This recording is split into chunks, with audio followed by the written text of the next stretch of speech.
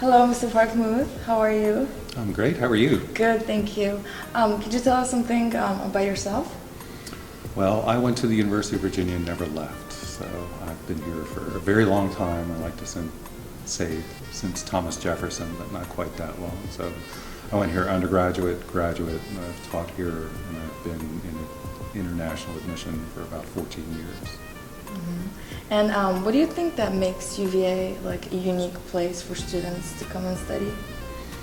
Well, I think UVA is unique for a number of reasons. I think one of which is just the general beauty of the campus and the area, that it's one of the 3 World Heritage Sites in the United States.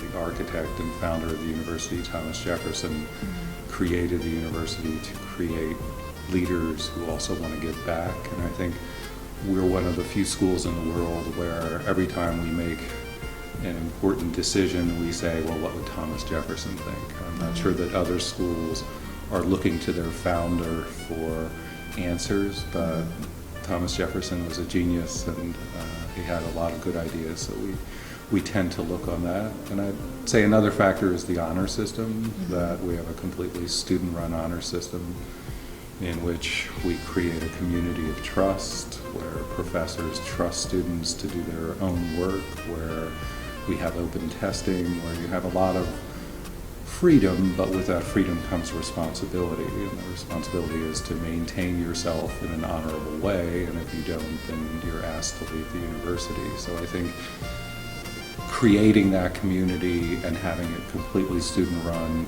underscores the last thing I would mention, which is student self-governance, that we provide many, many opportunities for students to grow here as people through over 800 student groups.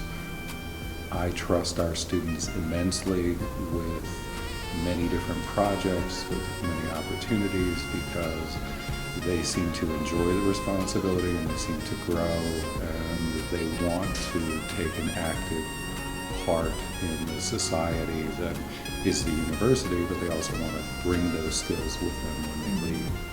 I entered UVA in 2007, and it was among the 25 best schools in America, and even the comp school is still ranked #1.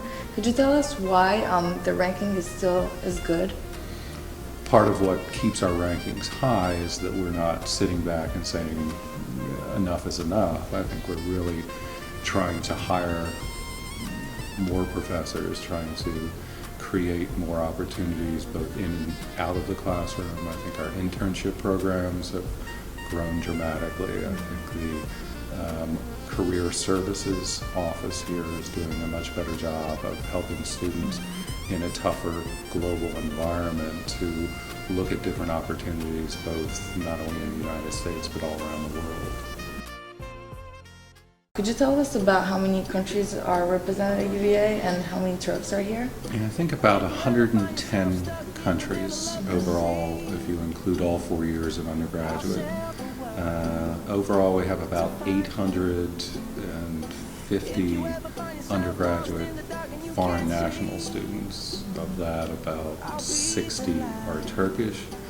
But in addition to that, because of our proximity to Washington, D.C., we also have a lot of Americans who are American in name only. And in fact, they've grown up as citizens of the world, but because their parents on the diplomatic corps or State Department or something, they're American citizens, but they have been educated all over the world. So in many respects, we have a lot more than just the numbers that I gave you. And I think that because of that, we do have a commitment to international education, and we think it's our responsibility to make sure that different points of view are represented in classes. For example, in our commerce school, 1 out of every 5 students that works in a study group is going to be international, because all business is international now. And so we stress very consciously that it is too provincial to simply be a university for a country. It's got to be looking outside the borders. A lot of international students that come at UVA are usually from very big and broad cities, and they usually have a hard time adjusting to small cities. Why do you think that it isn't the case with Charleston? Because everyone seems to really love this place and be really happy. Could you tell us more about that? Well, part of it is just the nature of a college town like Charlottesville, which, if you read the magazines, is rated as one of the best places to live in the United States for anybody. So that means there are great restaurants, there's a great art scene. I would rate Charlottesville as one of the best music scenes of any city in the United States, regardless of size. So I think a lot of our students who expect this to be a small place where not a lot happens, they find out there are many more things to do than they're ever going to have time for. Part of it is the spirit of the school, where you could have 60,000 people cheering for our football team, or part of it could be the Foxfield races, where 20,000 people are watching horse races, and that's sort of a tradition here that a lot of students find out about and enjoy when they're here. But there's also a lot of alumni weekends, parents' weekends. I mean, it's almost impossible to get hotel rooms here on weekends because we have a lot of people coming here to the university to be a part of many of the events. And I think our students find that a lot of the things they're involved with over weekends are social in nature, but they're also interacting, intersecting, and learning from other people. Our president, Tamara Tukman, said that UVA has a very big percentage of popularity in Turkey, and then there's a lot of Turkish students that are applying to UVA, especially since this past 20 years. Why do you think that is? I think part of it is that I've been visiting there for years and years and years. I've worked with a lot of people over there. I've visited the schools, and I've found that the kinds of things that the University of Virginia offers matches well with many of the things that Turkish students want, not only academically, but also socially, and just in terms of opportunities, both in and out of the classrooms. The more students we've had, the more that go back, and so we've been very lucky to have a steady stream of very strong students apply year in and year out.